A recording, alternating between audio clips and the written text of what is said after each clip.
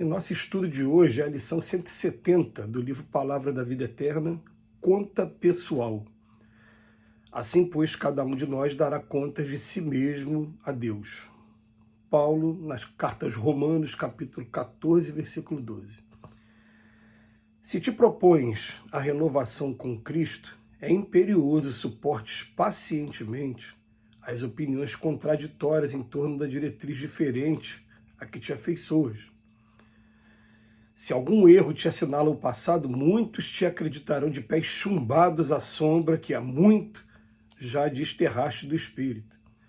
Se expressas algum voto de melhoria íntima, não obstante as deficiências naturais que ainda te marquem o início do aprendizado evangélico, há quem te exija espetáculos de grandeza de um instante para o outro. Se te dispões a trabalhar no auxílio aos semelhantes de modo mais intenso, há quem veja desperdício em teus gestos de generosidade e beneficência. Se nada mais podes dar ao necessitado além da migalha de tuas escassas reservas materiais, aparece quem te acuse de sovinice. E se te corriges decididamente perante a verdade, com o propósito de servi-la, há quem te interprete a espontaneidade por fanatismo. Se te recolhes gentileza e a serenidade na execução da tarefa que o serviço do Senhor te atribui, surge quem te aponte por exemplar de pieguice ou indolência. Apesar de todos os palpites antagônicos acerca do teu esforço e conduta, entra no imo da própria alma, observa se a sinceridade te preside as resoluções e os atos, no foro da consciência, e se te reconheces diante do Senhor, fazendo o melhor que pode, guarda o coração tranquilo e prossegue de esforço limpo e atitude reta. Caminho adiante, na convicção de que cada um de nós dará conta de si mesmo a Deus. Bem, aprendi com o próprio Emmanuel uma lição que fica guardada no coração, que o nome da lição é Quando a Luz. E tem um momento na lição que ele fala assim, que quando a gente começa a se interessar pelo Cristo e começa a trabalhar, tem uma luz que fica vergastando, ele usa esse verbo, vergastando a gente por dentro, até que as sombras nos abandonem definitivamente. E o que isso significa? A gente vai começar a aprender o seguinte, que quando aparece alguém lembrando os nossos erros, essa pessoa está lembrando o tempo todo o trabalho que ainda está por fazer. Quando aparece alguém lembrando das nossas faltas do passado, ela está mostrando para a gente que até muito pouco tempo, até logo ali, a gente ainda tinha esse comportamento.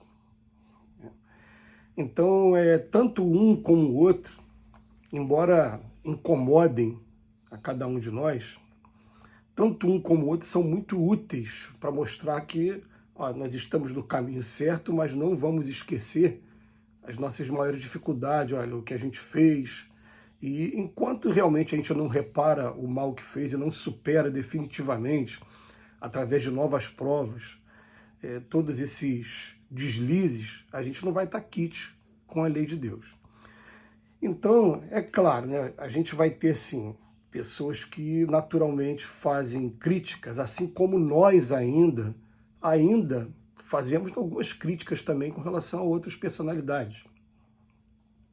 Vocês percebam que, por exemplo, nesse período aí de polarização política, o que a gente mais fez foi crítica ao candidato contrário às nossas opiniões. Então, essas críticas, elas também fazem parte de um processo evolutivo. A gente não tem que ficar preocupado, a gente vai diminuindo com o tempo as críticas agressivas e, conforme a maturidade vai chegando, a gente vai transformando em críticas que sejam educativas. Aliás, essas críticas até atraem o debate faz sempre a gente crescer. Então, quanto a isso, a gente fica tranquilo. Mas o que a gente vai tá chamando a atenção aqui agora é que parece, em determinado momento, que o mundo está acusando a gente o tempo todo, quando, na verdade, está sendo instrumentos do Pai mesmo, mostrando para a gente o que a gente precisa fazer. Eu me lembro de uma vez o Chico Xavier, no programa Pinga Fogo, ele foi perguntado pelo entrevistador assim, você teve catarata aí na vista? Por que você nunca pediu ao José Arigó, ao Dr. Fritz, que foi um médium da época com efeitos físicos, né? Por que você nunca pediu a ele para curar a sua vista? Aí ele falou assim, não, é porque o médium não pode ter privilégios e eu agradeço muito a minha catarata porque ela mostra o trabalho que eu tenho que fazer, porque eu sei que quando eu fujo do trabalho, eu vou começar a sofrer da catarata. Enquanto eu estou no trabalho, mergulhado nele, ela não dói tanto, ela não me incomoda tanto. Eu estou mais absorvida pela psicografia, pelo trabalho da casa espírita. E aquilo é verdade. Às vezes a gente está passando por um sofrimento físico, qualquer grande, mas quando a gente deixa o lado moral atuar e falar mais alto, a gente esquece muitas das vezes aquela dor durante o dia, e só quando deixa a mente vazia é que a dor volta. Então ele estava aqui, o que o Chico falou foi espetacular, é uma dica maravilhosa para cada um de nós.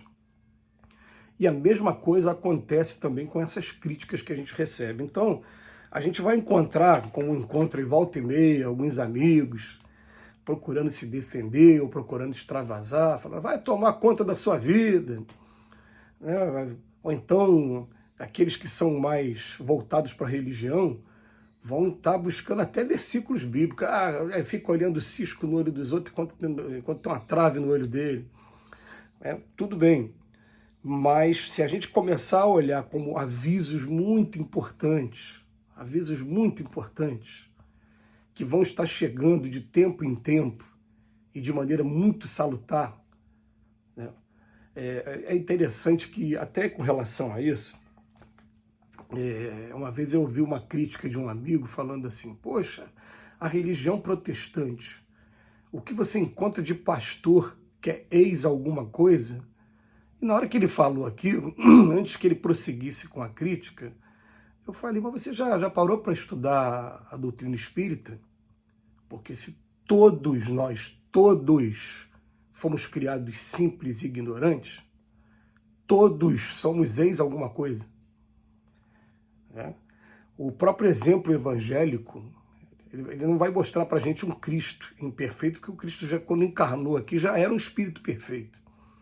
Mas vai mostrar um Paulo tendo a cegueira na estrada de Damasco, um Pedro que nega 3 vezes o Cristo, Maria Madalena que ainda estava entregue à sensualidade, Tomé à incredulidade, e assim por diante, cada discípulo ali. Mateus era cobrador de imposto, João era o mais novinho, né? Vai mostrar cada um dos discípulos, e todos são ex alguma coisa, é ex mesmo.